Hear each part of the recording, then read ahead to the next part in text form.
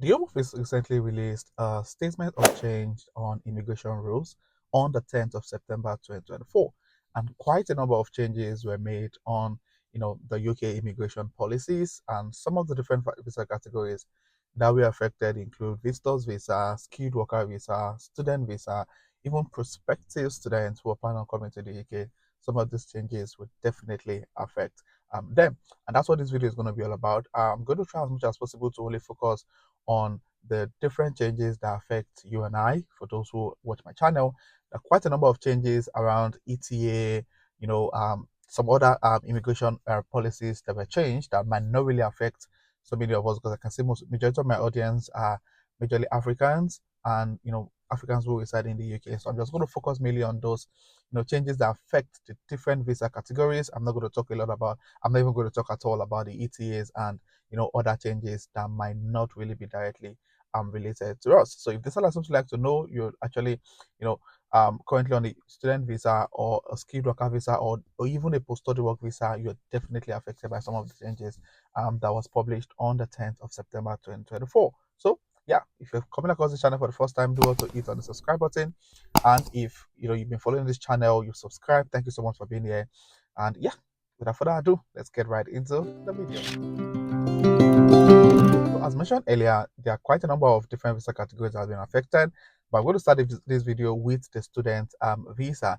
So a new change has been made on the student visa, and this is really sad because these changes will definitely make it very much difficult for people to come into the UK, and this is majorly around the proof of funds. So even though you're not going to spend that amount, it's become very much expensive now to be able to provide your proof of funds that eventually leads to your visa being approved.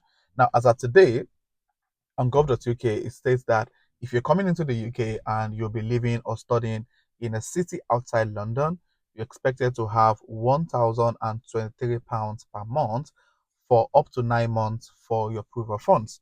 However, with the new policy that's recently been updated on gov.uk, it's now saying that if you will be studying outside London, in place of the £1,023 that you're required to provide, you will now be required to provide £1,136 for each month for 9 months as your proof of funds. While on the flip side, if you'll be studying in London, you're currently required to provide a proof of funds of about £1,334 for 9 months. So you need to multiply that amount times 9. But now with the new policy, it's saying that in place of the £1,334, you will now be required to provide a proof of fund of £1,484 per month, which is really a lot, especially for those who are coming from developing countries, with the terrible FX rates at the moment. So, for example, when I came into the UK, my country's currency to pounds was about 400, 380 naira for £1. As of today, the rate is now 2,160 naira for £1. So it means that the amount you're going to need for your proof of funds will be running into millions of naira if you're coming from Nigeria and also for other developing countries with terrible foreign exchange rates at the moment. So it means that it becomes really difficult to be able to prove that. And mind you, this is just the proof of funds. This is just for your living expenses. You will also need to provide your proof of funds for the balance of your tuition fee after paying the deposit. So, I was working with someone a couple of days ago, and we discovered that, just for his pool of funds alone, is coming from Nigeria. It's going to be required to provide, I think, about 29.5 million naira for the living expenses. Then the balance of the tuition fee was about 10 grand, which converting back in total, he needs about 50 million naira as proof of funds, which is really ridiculous, but that's just the situation of things at the moment. So it becomes more difficult for people to be able to apply for the student visa here in the UK because of the changes in policy. So changing from £1,023 down to £1,136 is like over £800 jump, which is the same thing, over £150 jump on the for those who are studying in London. And if you go to one of the major reasons why this jump was well is because of the claim that there's now an increasing cost of living. So the amount that people are expected to have for living expenses 2 3 years ago cannot be the same as now because of inflation and the increase in cost of living, which is understandable, but it becomes really difficult for people who are looking at coming into the United Kingdom.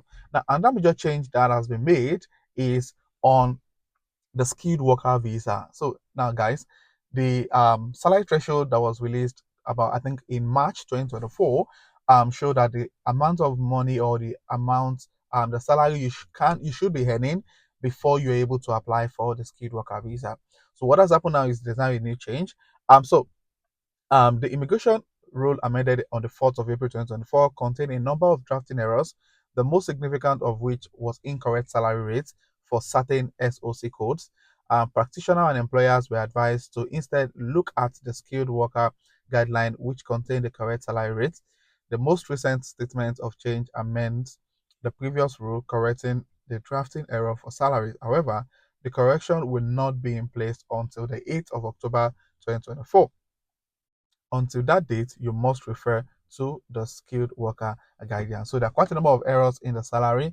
I know salaries for roles like biological science, dental practitioner, and all of that. There was some error on it, which has been corrected on the new statement of change published on the 10th of September 2024. So I want to check it out. So if you go on gov.uk, you'll see like a couple of different salaries that has been amended for those who are looking at getting a job in those areas, different roles with new salary that has been amended. Now, another major change that has been made was majorly around the care visa. Now, as so many of you already know, if you're getting a job as a care worker and your occupation code is 6135 6136. Based on the new policy, you are not allowed to bring in your dependent. So it's 6135 6136 or the 6134 6145 6146. That's based on the SOC 2020 or 2020 or 2010 occupation code. Now, if you get a job around this occupation code, you're not allowed to bring your dependent if your visa or your COS was issued after 11th of March 2024. That is the policy. Now let's go back and read what the substitute is on gov.uk. So it says that okay, so in appendix children, where CHI 3.1a and b refer to the applicant applying as a child of a person P, P must not be the skilled workers sponsored for a job in any of those occupation code. Unless, so it means that the only reason why your partner or your children would be able to get the skilled workers, so this is focused majorly on children of skilled workers who are on the occupation code mentioned earlier. Now, the only reason why you will be able to get the visa include the following. So from what you have here, you have about um about 5 different exemptions. So it used to be just 3 exemptions in the past, but with the new policy, or with the new statement of change, there's now 2 additional changes, or 2 additional exemption for that particular policy. Now, the first one is that if your occupation, so if the primary applicant was being granted clearance or permission as a skilled worker on those occupation code before 11th of March, then your children can move to that visa or switch to that visa with you, which we already know. And also, since the grant of entry clearance or permission of P has continuously had permission on skilled worker visa on that code, that period of overstaying will be disregarded. So now the other reason is if the applicant was born in the UK. So if you have a child, probably you got your visa after 11th of March, and you have a child after then.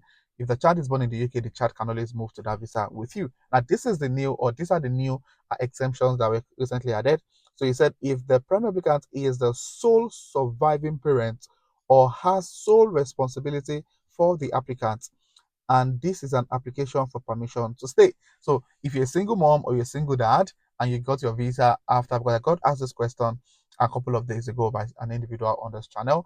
Now, if you're a single father or a single mother and you got your sponsorship after 11th of March, the policy is saying that your child can't move to that visa with you because you are solely responsible for that child.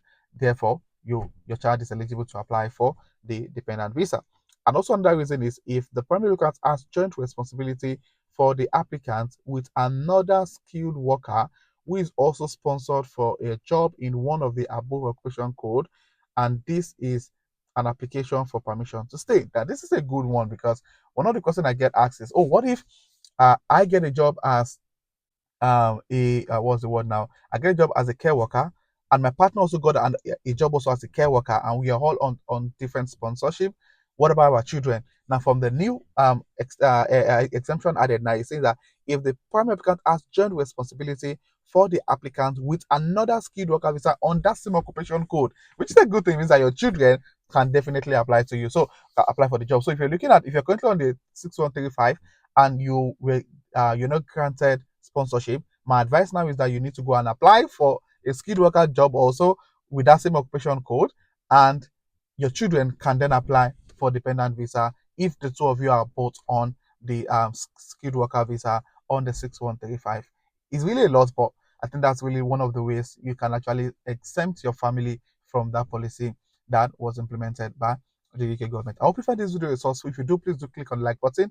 If you have any question, please put it in the comment section. And if you're coming across my channel for the very first time, do also hit on the subscribe button to join the amazing growing family. And my returning subscribers, thank you guys for being here. I really do appreciate you guys. So this will be the end of this video, and I'll see you guys in my next video. Thank you.